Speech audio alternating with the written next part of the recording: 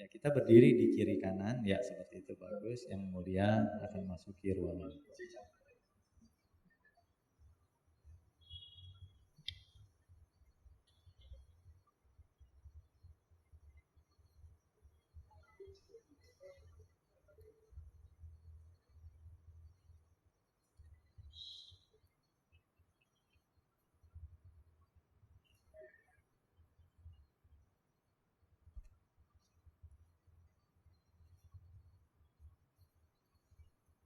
Hormatan kepada Rinpoche.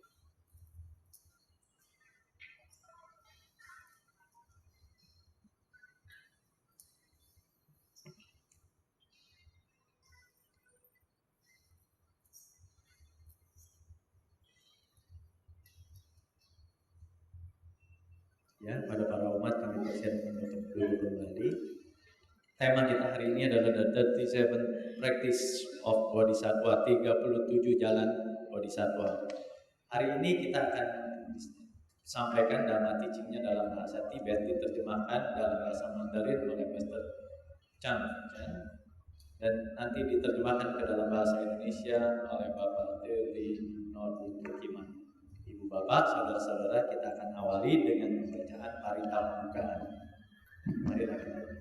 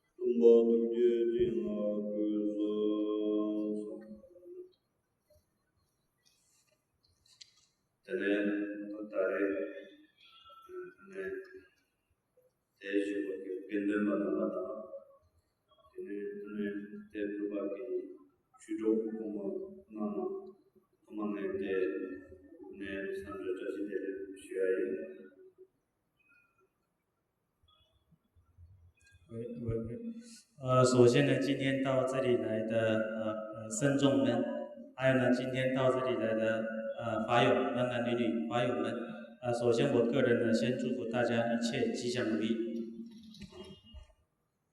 Pertama-tama di sini kepada seluruh anggota sangha yang hadir di sini dan juga kepada seluruh teman-teman sedharma yang hadir di sini. Sebelumnya di sini Rinpoche menyampaikan salam sejahtera untuk semuanya.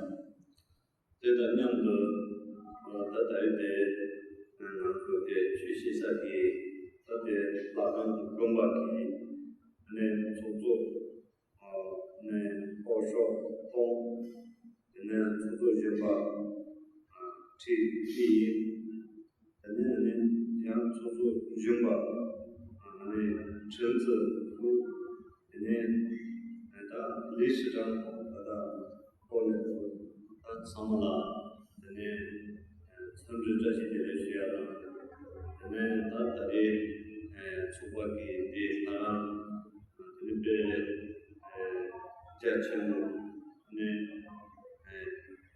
siam be lepo dene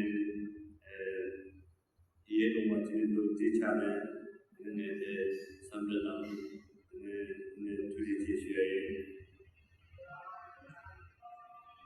同时呢，今天我们能够有机会来学习这么珍贵的佛法，首先呢，要非常的感谢呢寺庙方面的安排，特别是呢寺庙的会长，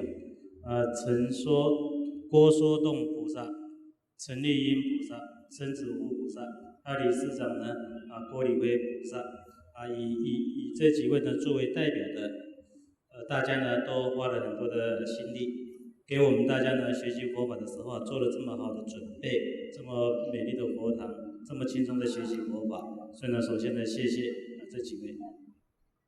Dan pada kesempatan ini kita bisa memiliki kesempatan untuk belajar dhamma yang sangat berharga ini. Ya juga pertama-tama kita harus mengingat jasa-jasa daripada beberapa orang yang telah mengusahakannya, seperti misalnya kepada kedua pembina dari Bapak atau Ibu Ami Suwanto Winata, kemudian Wakil Ketua Pembina Ibu Sri Hendrawati, Wakil Ketua Pembina Bapak Arjono Hardi Suryo, dan Ketua Evi Kowara. Jadi kepada mereka ya kita benar-benar mengucapkan terima kasih karena mereka telah bekerja sedemikian keras untuk mempersiapkan acara malam hari ini dan juga untuk telah mensediakan wihara ataupun sarana yang demikian sangat mendukung bagi kita untuk dapat belajar Buddha Dharma. Dari coba deh, pernah tinggi, jadi tata dalai ini sejak, jadi yang terjadi bersama lah, jadi coba deh lah kalian mau kerja, jadi dosa mengutar, jadi jadi yang boleh nasihat, jadi nak jadi jisi yang siapa, jadi tu jisi siapa.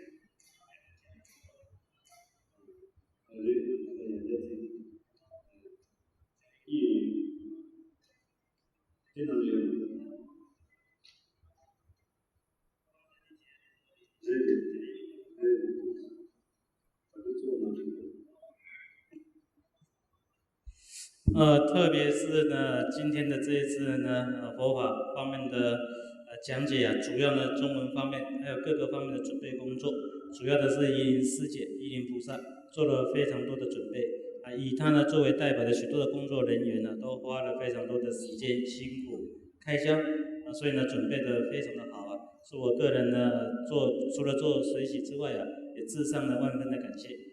Dan terutama ya kepada Ibu Iling yang pada kesempatan ini telah benar-benar bekerja sedemikian keras, yang telah mempersiapkan semua bahan-bahan material yang untuk dipersiapkan untuk teaching hari ini, dan juga membawa sedemikian banyak ya orang-orang yang untuk membantu sehingga semua acara ini dapat terselenggarakan dengan baik. Maka di sini secara pribadi Rinpoche mengucapkan terima kasih.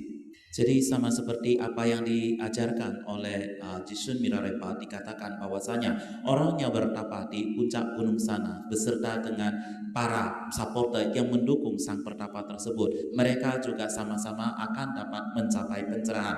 Karena itulah maka bagi mereka-mereka yang telah mendukung dengan jalannya Buddha Dharma ini, ya karena mereka memiliki ya satu pahala yang sangat baik sekali. Oleh sebab itu ya pada kesempatan ini kepada seluruh peserta pendukung baik yang pada kesempatan ini bisa hadir maupun tidak hadir, yang telah menyelenggarakan ataupun telah mempersiapkan semua sarana ini sehingga kita dapat benar-benar mempelajari satu sarana yang baik untuk mempelajari Buddha Dharma yang sangat berharga ini, sudah barang tentu ya kita benar-benar memiliki satu ikatan karma yang baik dan juga sedang mengumpulkan akumulasi kebaikan di masa yang lampau. Jadi dikatakan di sini bahwasanya Seperti saat kita melakukan aktivitas seperti mendengarkan dharma ataupun mengajarkan dharma ataupun aktivitas-aktivitas kebaikan lainnya, maka kita harus memperhatikan ketiga hal ini dalam ketiga tahap tersebut. Apakah ketiga hal tersebut? Yaitu pertama adalah pada saat memulai. Pada saat memulai tentunya kita harus memiliki satu motivasi ataupun ya motivasi yang benar dulu. Apa yang disebut dengan motivasi yang benar dan baik? Motivasi yang baik dan benar itu adalah kita harus berpijak ataupun membangkitkan bodhicitta dulu sebagai motivasi kita untuk melakukan aktivitas tersebut. Kemudian di tengah-tengah pada saat kita melakukan aktivitas tersebut, maka kita harus benar-benar melakukannya dengan baik. Kita benar-benar harus melakukan dengan sepenuh hati. Artinya tubuh dan jiwa kita itu melakukan dengan sepenuh hati bersatu. Dan kemudian setelah kita melakukan semua perbuatan baik kita itu dengan sempurna, maka terakhir kita juga mendedikasikan ataupun menyalurkan semua pahala kebajikan ini kepada semua makhluk hidup serta mendoakan kepada kebebasan daripada semua makhluk hidup. Demikian juga dengan hari ini kita datang ke sini untuk mendengarkan Buddha Dharma ini. Tentunya kita juga harus mengaplikasikan ketiga hal tersebut di dalam aktivitas malam hari ini. Kemudian pada saat ini kita dengan motivasi yang baik, yaitu dengan membawa ataupun memposisikan, membangkitkan bodhicitta kita ini. Pada hari ini kita mengikuti pembabaran ataupun pembahasan dharma pada kesempatan ini. Dan adapun topik ataupun buku yang akan kita bahas pada malam hari ini adalah tentang 37 latihan daripada seorang bodhisattva. Di sini yang kita pergunakan adalah bahwasanya ya kalau pada saat kita berbicara tentang Buddha itu adalah berarti ya sang Buddha, sedangkan pada saat kita berbicara tentang putranya, tentunya ini adalah putra Buddha, itu adalah para bodhisattva. Dan di sini ya tentunya apa yang menjadi topik utama ataupun pembahasan yang menjadi konten utama daripada pembahasan kita ini ya tidak lain adalah tentang bagaimana untuk membangkitkan ya bodhicitta ataupun pemikiran pencerahan tersebut. Jadi di sini ya kita melihat bahwa yang menuliskan buku tentang latihan daripada 37 latihan dari seorang bodhisattva itu adalah seorang praktisi yang bernama Tokme, yang mana yang menuliskan buku ini. Namun perlu diketahui bahwa silsilah daripada ajaran mengenai bodhicitta ini sangatlah memiliki hubungan yang sangat erat dengan Indonesia. Kenapa bisa demikian? Karena ya kita ketahui bahwa semua ajaran-ajaran daripada bodhicitta ini yang dibawa ke Tibet ini ya, yang membawa ajaran ini adalah Atisa Dipankara. Dari mana Atisa Dipankara memperoleh ajaran tentang bodhicitta ini yang kemudian hari dia ataupun beliau bawa ke Tibet itu ya, beliau ini ya pernah datang ke Indonesia, dan di Indonesia dari gurunya Serlingpa beliau belajar ya tentang ataupun menerima ajaran tentang daripada bodhicitta ini. Kemudian beliau mempraktekannya, baru kemudian hari beliau membawa ajaran ini dikembangkan ke Tibet. Jadi demikianlah silsilah daripada ajaran mengenai bodhicitta ini. Dan pada hari ini ya kembali lagi kita di sini dapat membicarakan tentang bodhicitta ini di Indonesia ataupun di tempat kita ini. Sudah barang tentu seolah-olah kita membicarakan ajaran ini di tempat dia berasal. Oleh sebab itu ya benar-benar ini merupakan satu ikatan karma yang sangat kuat sekali. Jadi di sini ya kita ketahui bahwa Atisa Dipankara itu adalah merupakan seorang bodhisattva yang sangat besar, seorang ya yang telah berhasil di dalam latihannya, dan tentunya beliau juga banyak menerima ajaran-ajaran dan juga beliau juga banyak mempelajari ajaran-ajaran daripada guru-guru besar sekali.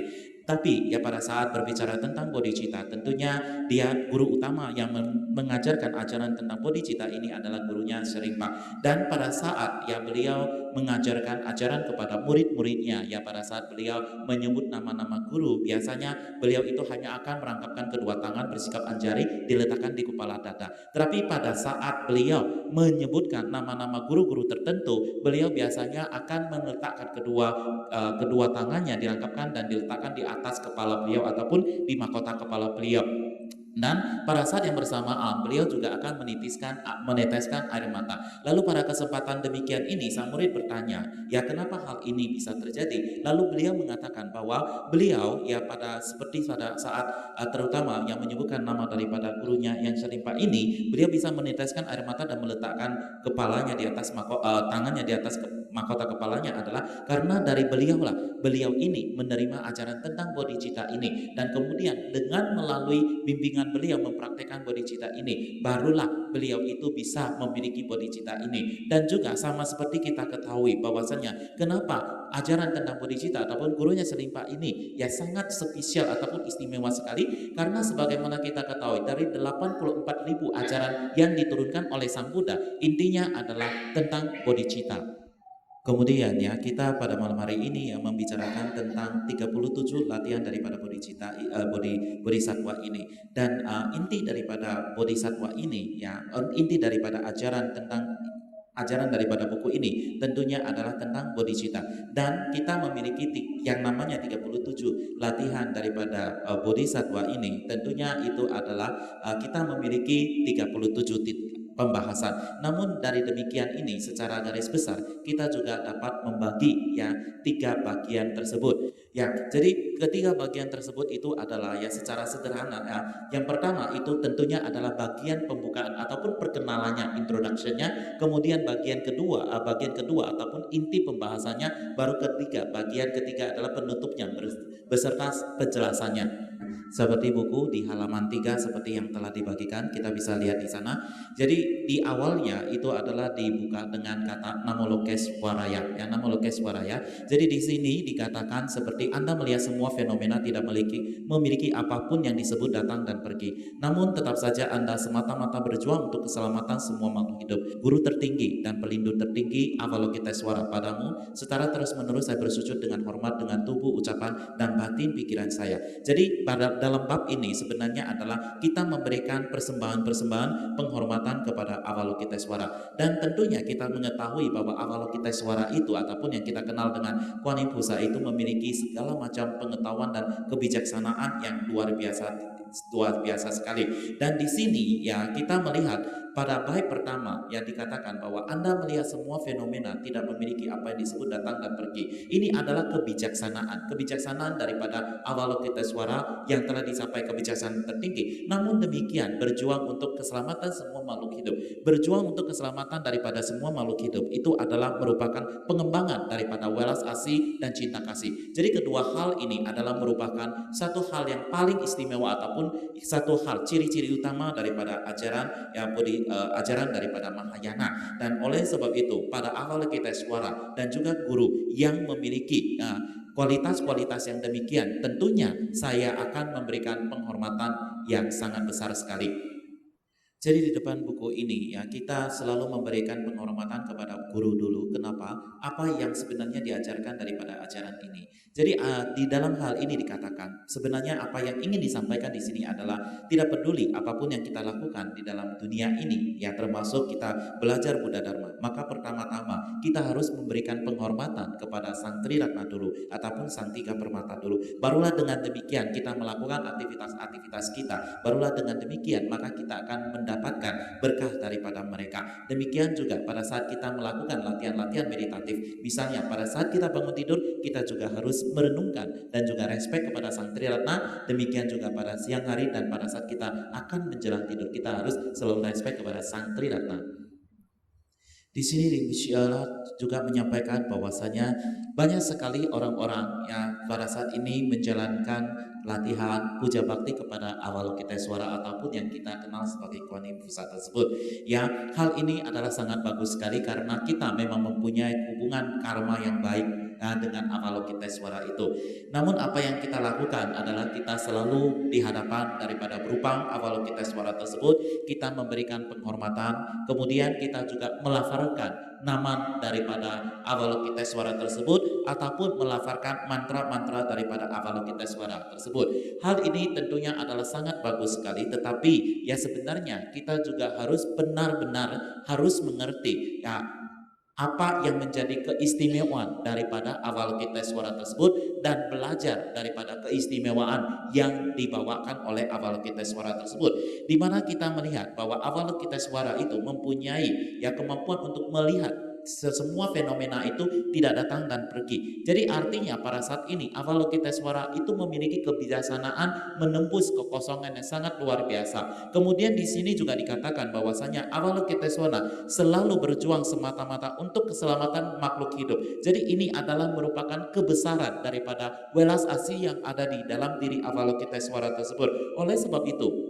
sebenarnya kedua hal ini adalah merupakan hal yang sangat penting yang ada di dalam diri sosok daripada Avalokitesvara tersebut. Oleh sebab itu, sudah barang tentu seperti kita saat memberikan persembahan, melakukan doa-doa ataupun pelafaran daripada mantra Om Mani Padme Hum di depan daripada Avalokitesvara itu adalah sangat baik dan sangat bagus sekali, juga adalah merupakan satu bentuk latihan terhadap Avalokitesvara. Namun bila mana kita berjalan ataupun masuk lebih dalam lagi, maka kita benar-benar harus mengerti dan mempelajari ya bahwasanya ya kebijaksanaan tentang kekosongan yang di dalam diri Avalokitesvara tersebut, serta ya kewelas asian yang sangat besar yang merupakan ciri-ciri Avalokitesvara itu adalah sebenarnya merupakan satu bagian yang perlu kita pelajari dan perlu kita hayati. Itulah sesuatu yang perlu kita perhatikan dari diri Avalokitesvara.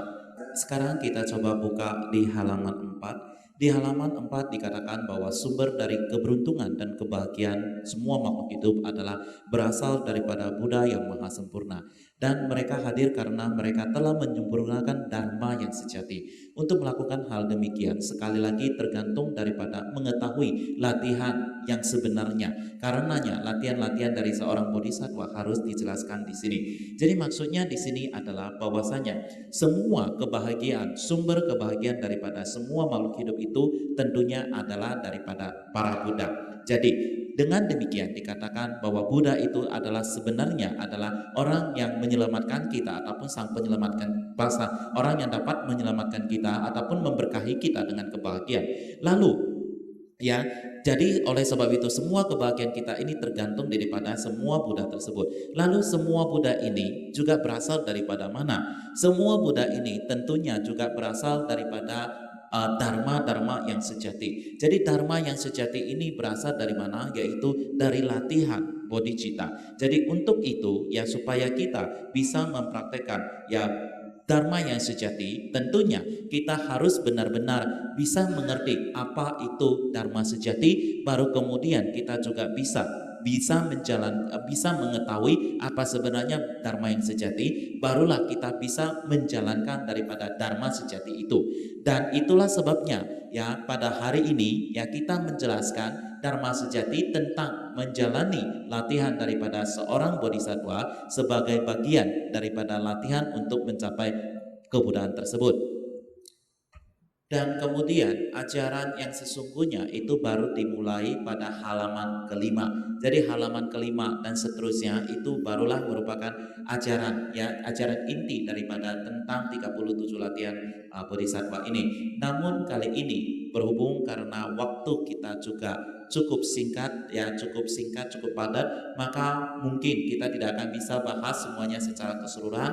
Dan di sini ya Rinpoche pada kesempatan ini akan memberikan kita oral transmisi ataupun transmisi ucapan kepada kita semua, dan kemudian barulah memberikan suatu penjelasan secara garis besar saja. Jadi di sini ya kita melihat ayat yang pertama di halaman kelima itu. Jadi sekarang aku telah memperoleh apa yang sangat sulit didapatkan, yaitu tubuh manusia yang berharga, perahu yang agung.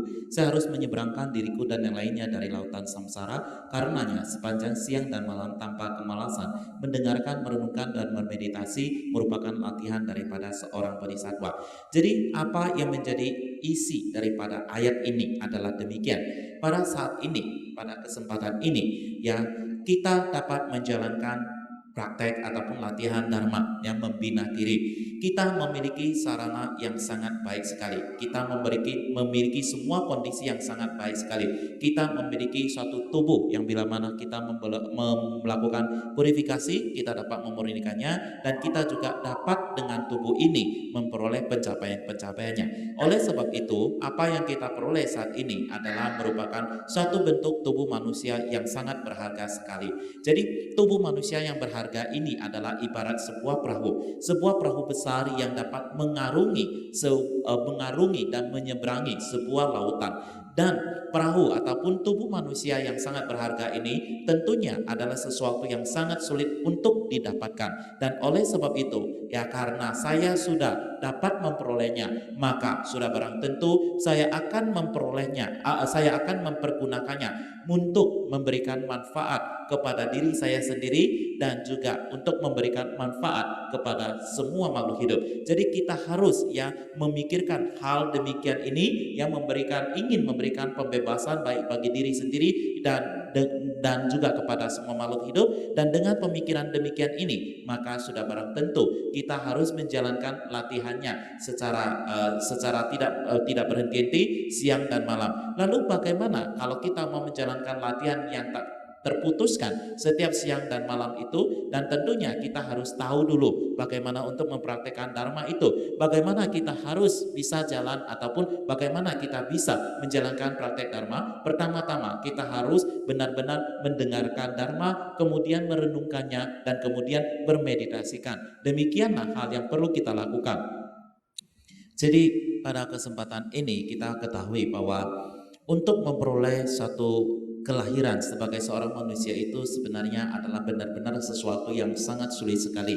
Lalu walaupun sudah terlahir sebagai manusia, untuk bertemu dengan dharma yang sangat mendalam juga adalah sangat sulit sekali. Karena bagi seseorang untuk dapat bertemu dengan dharma itu membutuhkan pahala kebajikan yang sangat luar biasa sekali, barulah orang tersebut ya bisa bertemu dengan dharma. Dan pada saat ini, pada kondisi kita saat ini, kita telah memiliki tubuh manusia yang sangat berharga, dan juga karena kita telah bertemu dengan Buddha Dharma ataupun kita juga sudah bertemu dengan Buddha Dharma. Oleh sebab itu, kondisi yang kita miliki saat ini adalah benar-benar kondisi yang sangat jarang sekali ada dan sangat sulit sekali untuk diperoleh. Dan bila mana kita telah memiliki semua kondisi yang baik ini, namun semata-mata kita mempergunakan tubuh manusia kita ini yang berharga ini hanyalah untuk hal-hal yang bersifat duniawi saja, maka itu tentunya adalah sesuatu yang sangat menyia-nyiakan. Oleh sebab itu, ya bila mana kita telah memiliki kondisi-kondisi yang demikian ini, tentunya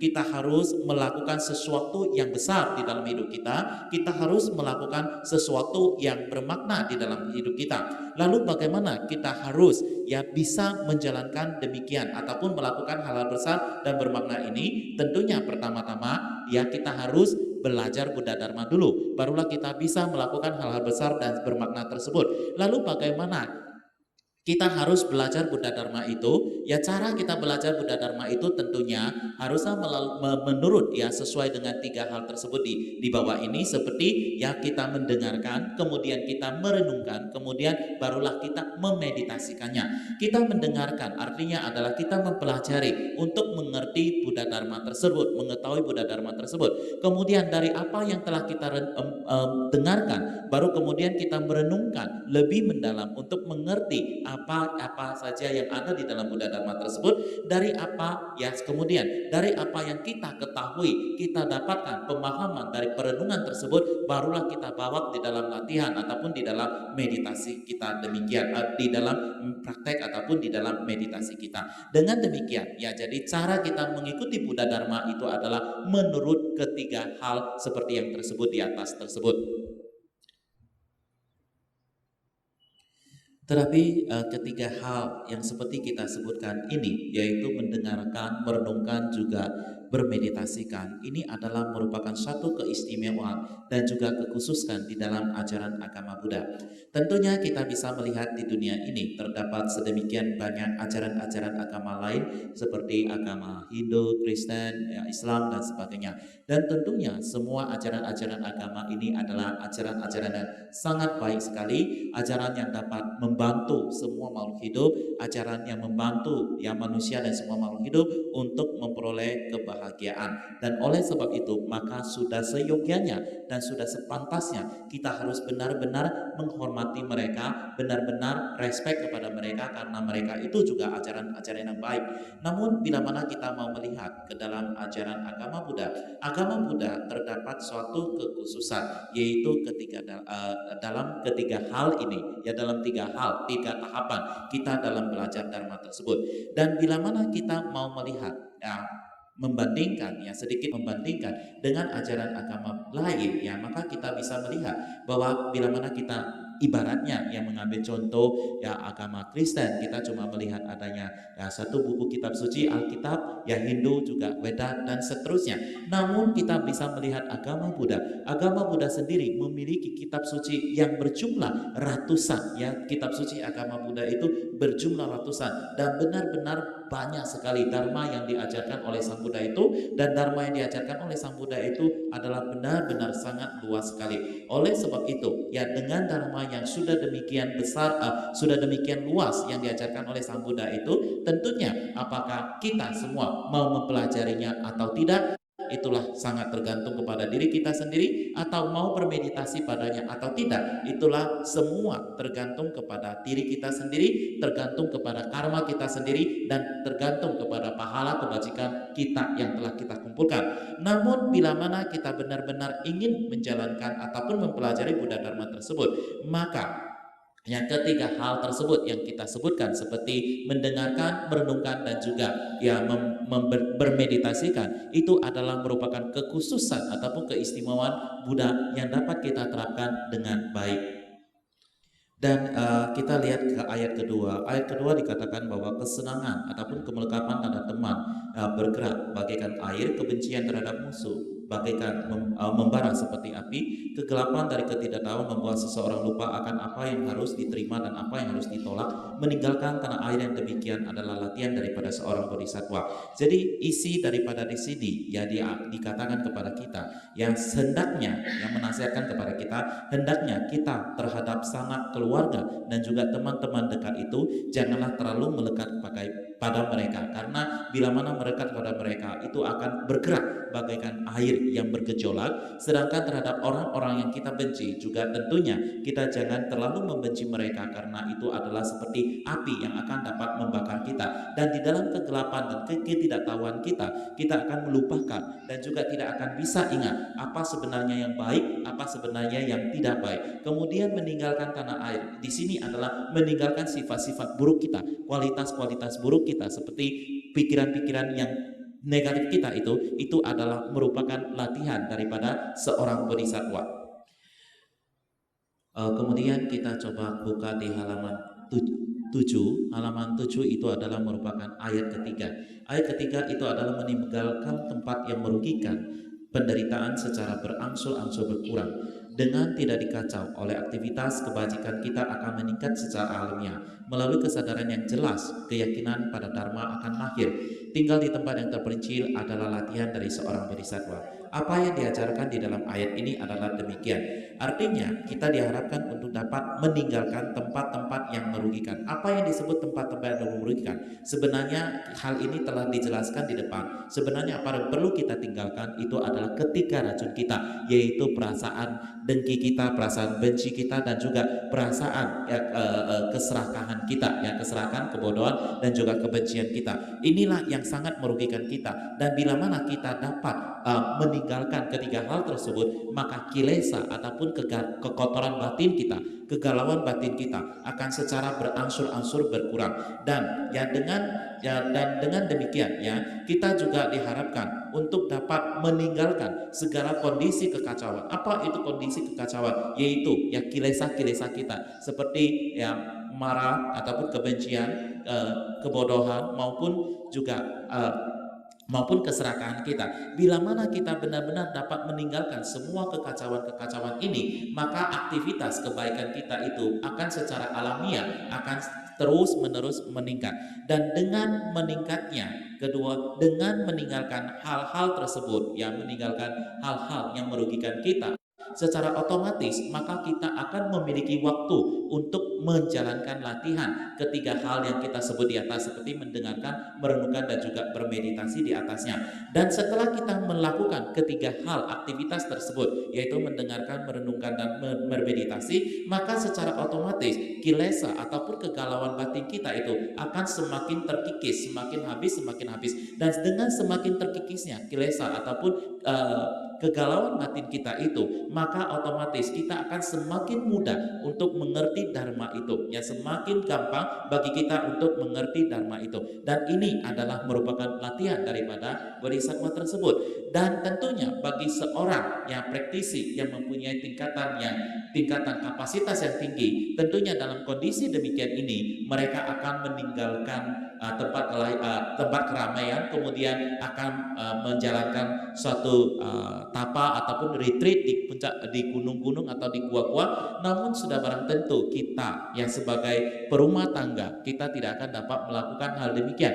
Namun demikian kita juga minimal harus mencari satu waktu yang tenang, yang tenang dan damai, kita bisa melakukan seperti ketiga hal tersebut. Ya, ketiga hal tersebut yaitu mendengarkan ataupun merenungkan dan bermeditasi padanya. Bila mana kita dapat melakukan hal tersebut, sudah otomatis itu akan sangat baik bagi kita. Kemudian kita lihat di ayat keempat yaitu di halaman 8. Di ayat keempat ini dikatakan bahwa teman lama dan handai tolan akan berpisah. Semua yang dimiliki dengan usaha keras akan ditinggalkan. Kesadaran sang tamu akan meninggalkan pesanggrahan dari sang tubuh. Membuang hidup ini dalam pikiran adalah latihan dari seorang bodhisattva. Apa yang penting daripada ayat ini? Isinya adalah demikian.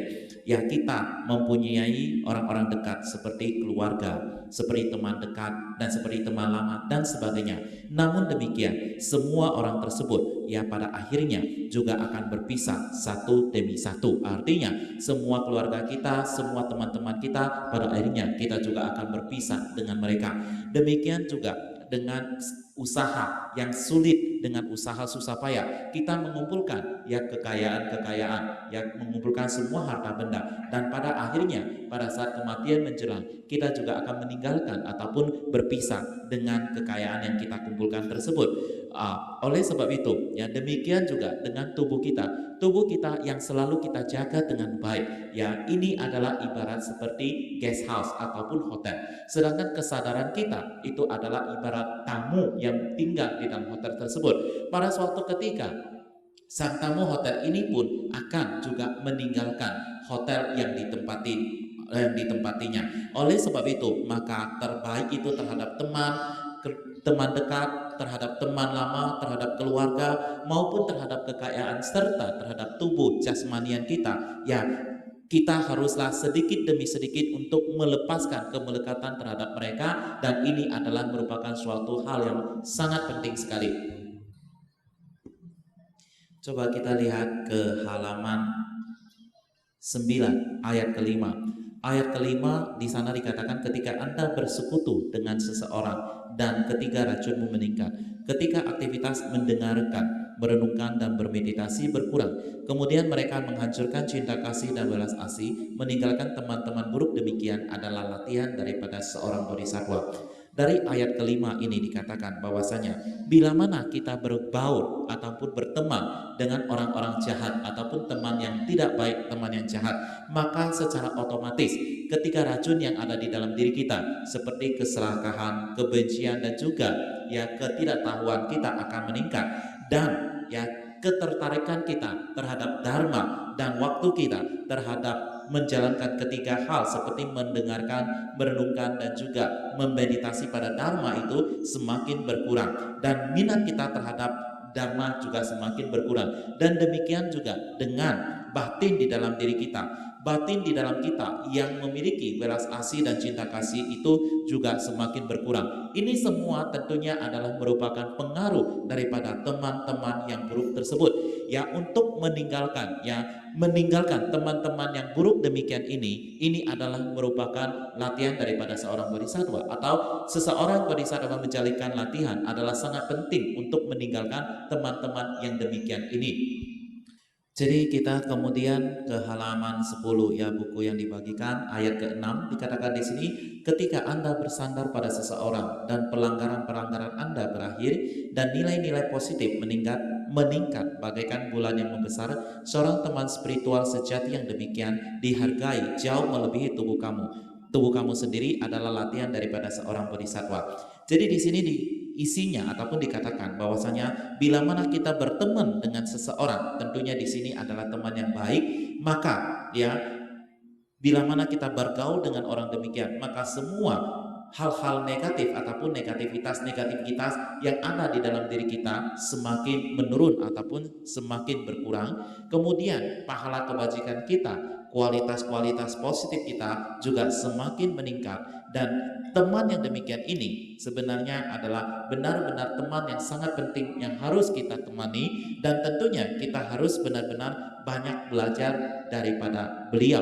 Oleh sebab itu, menjalankan hal demikian ataupun berteman dengan orang-orang demikian ini adalah merupakan bagian daripada latihan seorang bodhisattva. Kita buka ke halaman 11 ayat ke-7. Ayat ke-7 dikatakan demikian, mereka sendiri saja terperangkap dalam penjara samsara, para dewa di dunia, para dewa duniawi. Siapa pula yang dapat mereka lindungi? Karenanya pada saat Anda mengambil perlindungan, mereka-mereka yang tidak menipu, mereka yang jarang ada, yang tertinggi, mengambil perlindungan dari mereka adalah latihan daripada seorang bodhisattva. Jadi di sini dikatakan bahwasanya para dewa-dewa di langit dan bumi, ya, para dewa di langit dan bumi, sebenarnya mereka sendiri juga masih terperangkap di dalam alam samsara. Mereka masih belum terbebas dari alam samsara. Mereka masih menderita di dalam alam samsara. Oleh sebab itu, maka sudah otomatis karena mereka masih terperangkap di dalam alam samsara, maka mereka tidak dapat membawa kita ataupun membantu kita untuk terbebaskan daripada alam samsara tersebut. Ya, karena mereka sendiri masih terperangkap di dalamnya.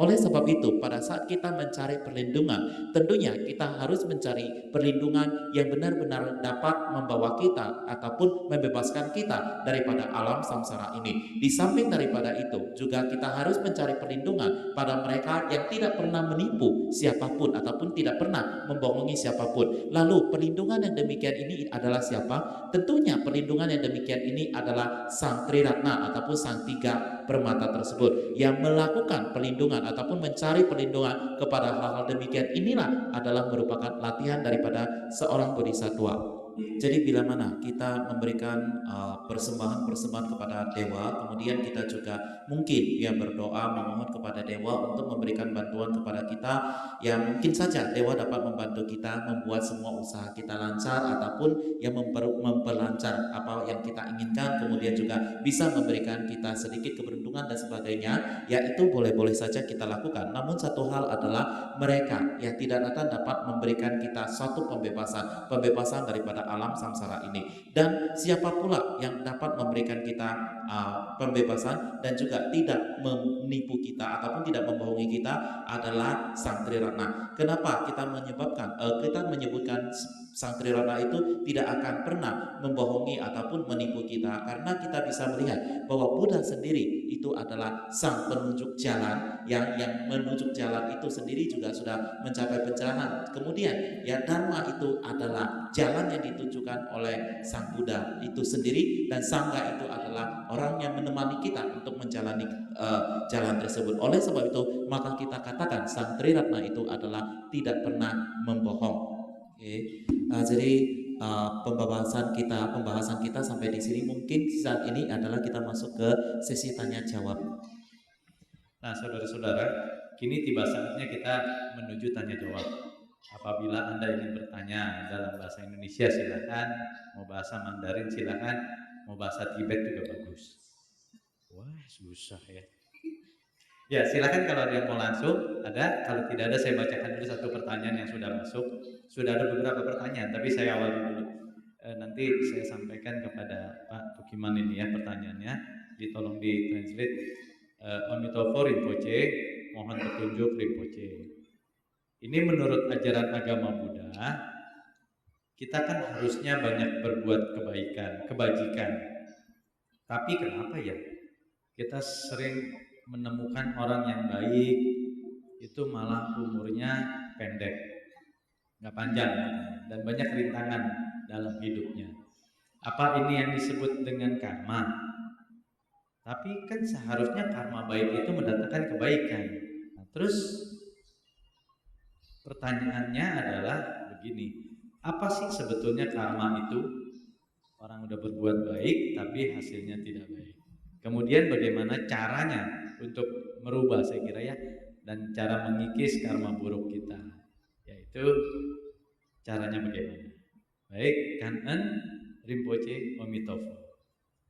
Kalau kita mengatakan bahwa pada umumnya orang-orang melakukan hal-hal yang baik, kemudian juga umurnya juga pendek dan kemudian juga mengalami banyak sekali halangan-halangan di dalam kehidupannya. Ini semua ya disebabkan karena kemungkinan ya saat ini kita hidup di dalam zaman-zaman kemerosotan, sehingga kondisi daripada eksternal daripada seseorang itu akan sangat berpengaruh terhadap kehidupan orang tersebut. Jadi dalam hal ini bukanlah disebabkan oleh karena karma baik yang dilakukannya, tetapi adalah juga disebabkan oleh karena kondisi eksternal daripada orang tersebut. Karena bagi seseorang yang melakukan karma baik itu yang menyebabkan umur pendek itu adalah tidak mungkin, karena di dalam Dharma juga dikatakan bahwa seseorang yang melakukan hal-hal baik maka dia akan memperoleh hal-hal yang baik pula. Oleh sebab itu ya bukanlah disebabkan karena orang tersebut melakukan kebaikan lalu dia menjadi pendek umur ataupun lalu dia mengalami banyak halangan-halangan. Kemudian pertanyaan kedua adalah tentang untuk mengikis daripada karma buruk tersebut. Tentunya di dalam ajaran agama Buddha ya, terutama di dalam Tantrayana, terdapat sedemikian banyak sekali metode-metode yang dapat kita lakukan untuk mengikis karma-karma buruk yang telah kita kumpulkan ya daripada masa-masa yang lampau, ataupun merubah karma buruk itu menjadi sesuatu yang baik. Itu juga ada di dalam metode-metode di dalam Buddhism. Juga lebih lanjut lagi adalah kenapa sebenarnya kita juga bisa melihat banyak sekali ya umat Buddha ataupun orang-orang yang umat Buddha menjalankan banyak sekali kebajikan-kebajikan, juga menjalankan praktek-praktek dharma. Mereka juga dapat menghadapi banyak sekali halangan-halangan. Ini juga ya salah satu sebab juga bisa disebabkan karena karmic debtor mereka ataupun utang karma mereka ya, orang-orang ataupun makhluk-makhluk yang mereka pernah berhutang karma kepada mereka. Karena saat ini mereka yang melakukan hal-hal baik maka mereka tidak senang, maka mereka akan datang mengganggu mereka untuk mendatangkan suatu kejelekan ataupun suatu ketidakberuntungan terhadap diri orang tersebut. Ini adalah yang pertama. Yang selanjutnya adalah pada saat kita menjalankan praktek dharma yang baik, kemudian kita juga menjalankan kebaikan-kebaikan yang baik sekali, maka ya perbuatan-perbuatan karma buruk yang telah kita lakukan di masa-masa yang lampau pada saat ini menjadi matang. Jadi hal ini adalah sangat baik sekali, karena dengan matangnya karma baik kita saat ini, maka selanjutnya kita tidak akan perlu lagi menderita. Misalnya seperti menderita di dalam ataupun terlahirkan di tiga alam rendah. Jadi sebenarnya pada saat kita melakukan kebaikan ataupun pada saat kita menjalankan praktik dharma, kita menjadi banyak halangan, kita menjadi banyak penderitaan. Itu adalah suatu hal yang baik. Kenapa? Berarti karma buruk yang telah kita lakukan itu telah dimatangkan saat ini, sehingga di dalam kehidupan yang akan datang kita tidak perlu menderita lagi. Sementara itu kita juga, oleh sebab itu kita mengatakan hal ini adalah sebenarnya sangat baik sekali. Sementara itu kita juga bisa melihat kenyataan bahwa banyak sekali orang-orang yang melakukan perbuatan yang jahat, perbuatan yang buruk, tetapi kehidupannya demikian baiknya, demikian luar biasanya. Semua keberuntungannya juga meningkat, semuanya meningkat. Mengapa hal ini demikian bisa terjadi? Sebenarnya hal ini adalah tanda-tanda ataupun gejala-gejala yang sangat jelek sekali. Kenapa demikian? Karena melihat mereka ini melakukan perbuatan-perbuatan jahat, maka roh-roh yang akan menagih hutang kepada mereka ini akan mensupport mereka, mendukung mereka dengan segala keberuntungan, sehingga mereka akan semakin melakukan kejahatan-kejahatan lagi, sehingga pada saat yang akan datang mereka akan sangat-sangat menderita sekali. Demikian juga pada saat mereka yang di kehidupan yang akan datang, maka otomatis mereka akan terlahirkan di alam rendah dan mereka yang akan menjadi sangat menderita sekali. Demikian juga bisa disebabkan orang-orang yang melakukan kejahatan ataupun perbuatan-perbuatan perbuatan-perbuatan jahat pada masa ini mengalami suatu kebaikan yang luar biasa. Itu adalah karena pada saat ini mereka semua perbuatan-perbuatan baik yang telah mereka lakukan ataupun kumpulkan di masa yang lampau itu secara bersamaan dimatangkan pada saat ini, sehingga dengan demikian pada saat yang akan datang mereka tidak lagi memiliki stok daripada kebaikan itu untuk menahan mereka terlahirkan di alam yang sangat menderita ataupun di alam yang di dalam kehidupan yang sangat menderita sekali. Oleh sebab itu, bila mana melihat orang lain berbuat jahat namun selalu bahagia, selalu beruntung, itu adalah sesuatu yang sangat buruk dan sangat bahaya sekali. Kita lanjut dulu pertanyaan tertulis ya. Nah, jadi begini, Omitofo Rinpoche, saya punya orang tua yang emosinya sangat tinggi. Apalagi belakangan ini suka marah-marah tanpa alasan. Nah, kalau seperti ini kita sebagai anak harus bagaimana? Kalau untuk sabar rasanya saya sudah maksimal. Persoalannya, nah ini praktis benar di dalam kehidupan sehari-hari ya. Saya sudah punya keluarga, sedangkan dari orang tua maupun suami tidak ada kesesuaian, tidak ada pengertian. Sepertinya memaksa saya memilih orang tua atau suami. Kemudian pertanyaannya, mohon petunjuk dari Rinpoche, Omitofo, apa yang harus saya lakukan? Bertemu dengan kondisi yang demikian ini tentunya adalah sangat-sangat sulit sekali. Namun demikian kita lihat bila mana kita dalam kondisi yang demikian ini untuk meminta orang tua kita yang mungkin saja usianya sudah cukup lanjut ataupun usianya juga sudah tidak muda lagi, bila mana kita memberikan nasihat-nasihat dan juga meminta mereka untuk berubah, itu juga adalah sesuatu yang kelihatannya sangat tidak mudah sekali dan bahkan sangat tidak mungkin sekali. Oleh sebab itu, bagaimanapun juga satu hal adalah kita harus tetap berubah. Dan kemudian apalagi yang dapat membantu kita benar-benar adalah kita juga bisa selalu berdoa dan memohon kepada Avalokiteswara, memohon welas asihnya, memohon cinta kasihnya kepada kita, dan kemudian kita mendedikasikan semua pahala kebajikan yang telah kita kumpulkan, semua kebaikan-kebaikan kita itu kepada mereka. Kemudian pertanyaan yang berikutnya adalah memilih antara suami ataupun orang tua. Meninggalkan suami itu juga bukanlah suatu hal yang baik, bukanlah suatu hal yang tepat. Jadi sebagai seorang yang belajar Buddha Dharma, tentunya di dalam mempelajari Buddha Dharma, apa yang penting adalah kebijaksanaan kita. Oleh sebab itu, maka sebagai seorang praktisi ataupun sebagai seorang Buddhis, maka sudah barang tentu kita harus benar-benar dapat menggunakan kebijaksanaan kita untuk menyelesaikan permasalahan-permasalahan kita. Sudah barang tentu bila dalam kondisi yang sangat kacau demikian ini, kita tidak akan dapat menemukan jalan apapun yang dapat menjawab tantangan ataupun persoalan kita. Namun bila mana kita benar-benar dapat membuat diri kita lebih tenang sedikit, maka otomatis mudah-mudahan jawaban-jawaban ataupun ide-ide cemerlang akan muncul. Kebijaksanaan di dalam diri kita itu akan muncul untuk memecahkan masalah-masalah kita. Oleh sebab itu, saat ini walaupun kendati demikian, maka saat ini yang dapat dilakukan adalah benar-benar Anda mungkin memohon kepada Sang Triratna, Buddha, Dhamma dan Sangha, dan juga memohon kepada Avalokiteswara serta mendedikasikan pahala kebajikan yang Anda kumpulkan kepada mereka.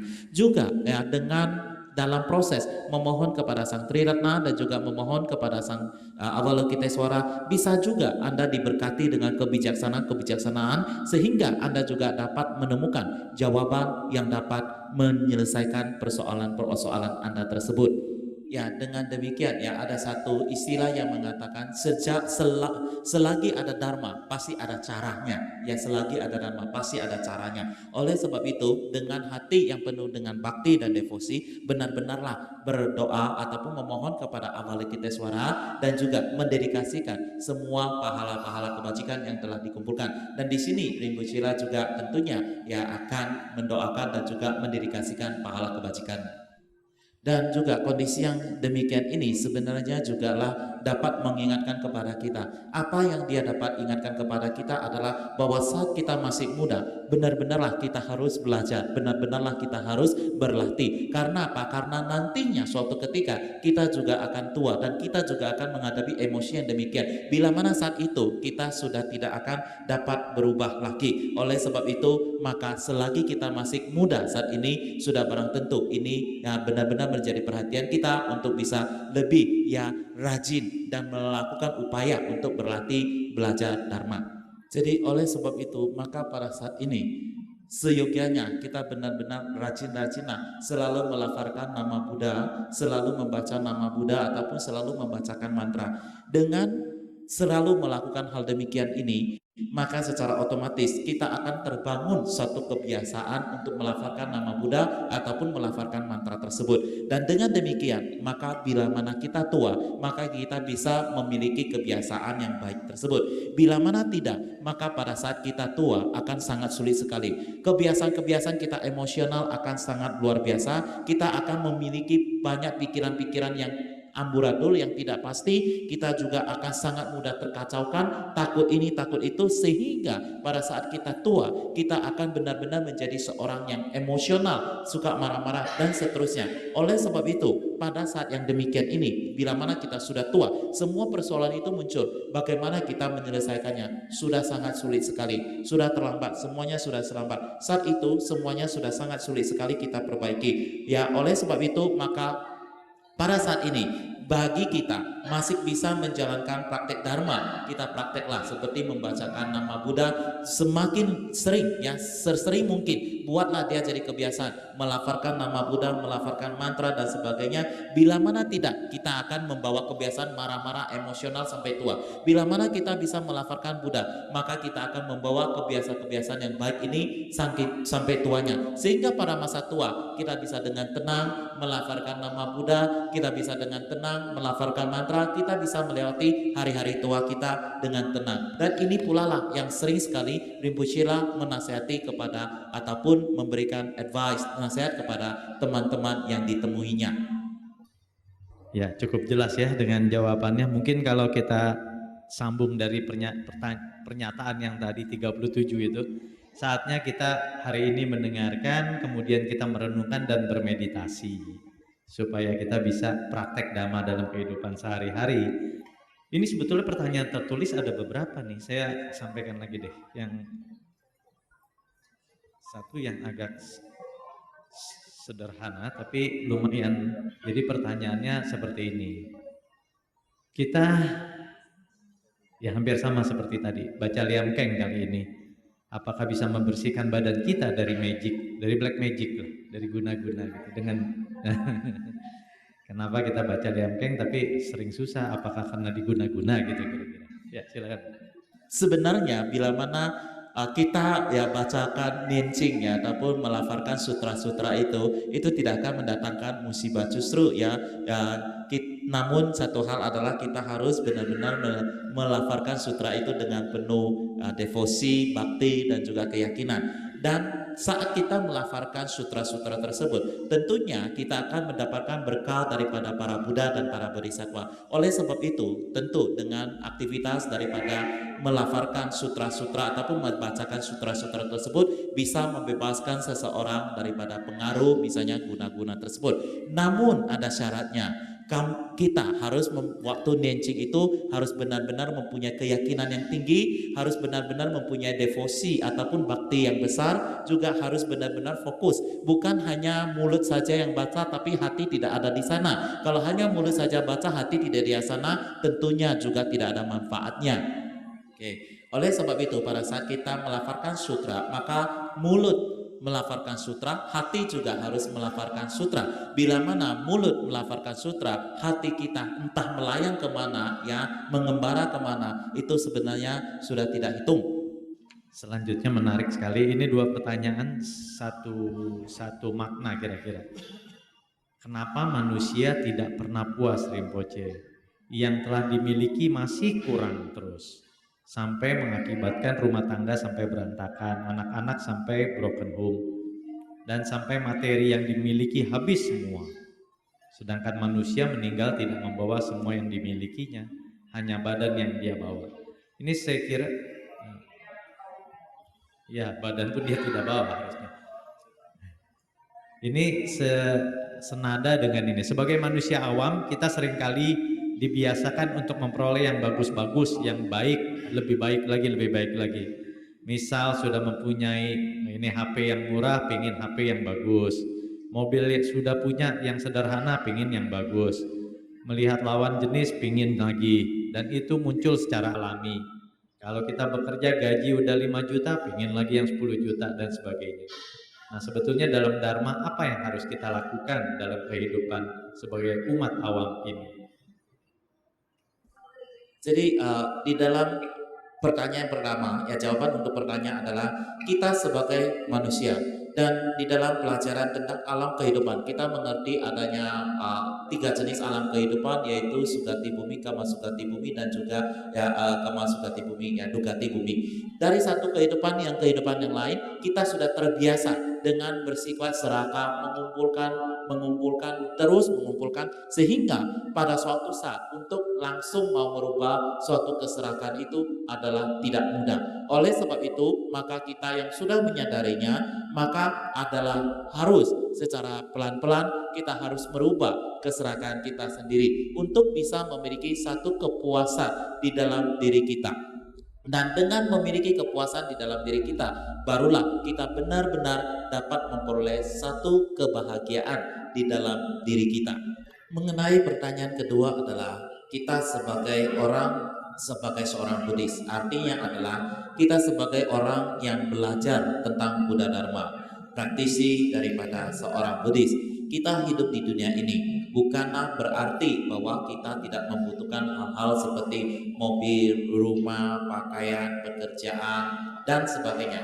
Semua hal ini, ya baik itu rumah, tempat tinggal, mobil, pakaian, makanan, dan sebagainya, itu benar-benar kita perlukan. Jadi kita juga tidak bisa mengatakan, oh saya adalah seorang Buddhis, saya adalah seorang praktisi, itu semua saya tidak perlu lagi.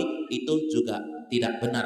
Namun yang paling penting adalah kita, apapun yang kita peroleh sesuai dengan karma pahala ataupun pahala kebajikan yang telah kita kumpulkan, ya maka kita harus merasa cukup dengan apa yang kita peroleh sesuai dengan karma kita. Bila mana kita bisa merasa cukup ataupun mempunyai suatu perasaan puas di dalam hati kita, maka kita akan dapat menjadi bahagia. Jadi dalam hal ini yang paling penting di dalam dunia ataupun di dalam kehidupan kita ini sebagai seorang praktisi, yang paling penting adalah hati kita, bukan jumlah harta yang kita miliki. Jadi kita tidak bisa mengatakan bahwa seseorang yang memiliki uang yang banyak itu adalah orang yang serakah. Jadi yang membuat orang menjadi serakah atau tidak serakah itu bukanlah jumlah uang yang dia miliki, tetapi adalah sikap batin pikiran daripada orang tersebut yang menjadi orang itu serakah ataupun tidak serakah. Jadi bukan jumlah harta yang dia miliki itu tidak ada pengaruhnya.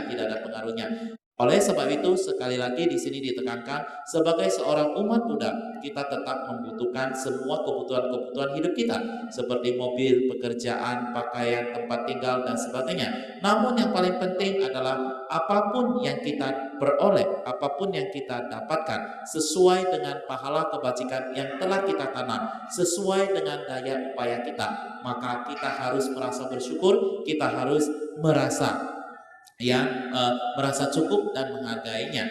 Oleh sebab itu, ya, jadi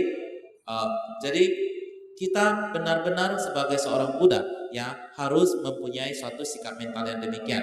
Dan sebagai seorang Buddha juga kita tidak mengatakan demikian, tidak bisa mengatakan demikian. Oh, sekarang saya sudah umat Buddha, sekarang saya adalah seorang praktisi Buddha, maka saya tidak perlu bekerja lagi, saya tidak membutuhkan semua lagi. Ini juga adalah tidak benar, karena keserakahan seseorang itu tidak tergantung kepada jumlah harta benda yang dimilikinya. Keserakahan seseorang itu sangatlah tergantung kepada sikap mental daripada batin orang tersebut.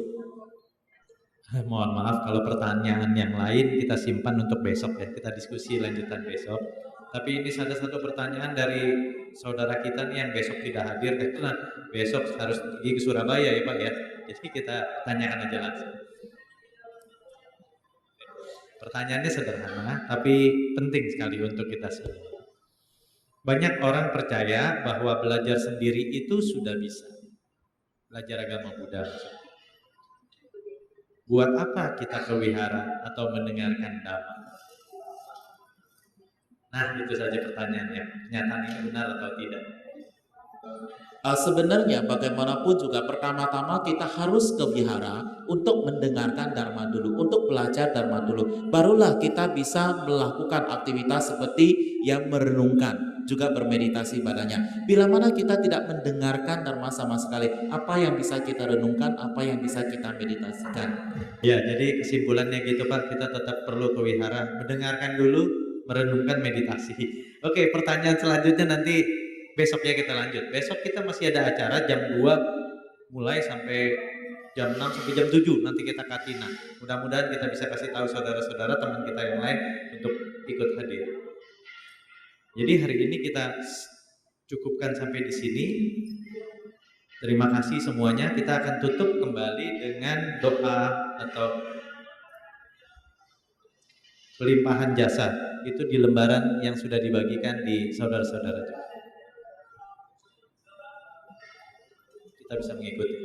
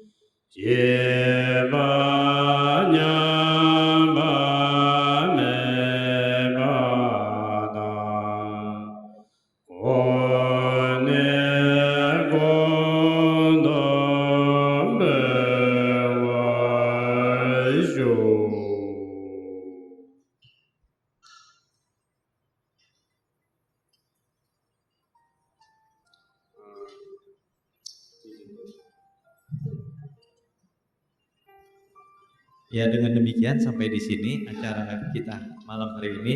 Jangan lupa besok kita lanjut dengan 5 jambala utama. Jam 2 siang kita kumpul di sini. Rinpoche berkenan meninggalkan ruang, jadi kita berdiri seperti tadi menghantar yang mulia untuk meninggalkan ruang Dharmasala.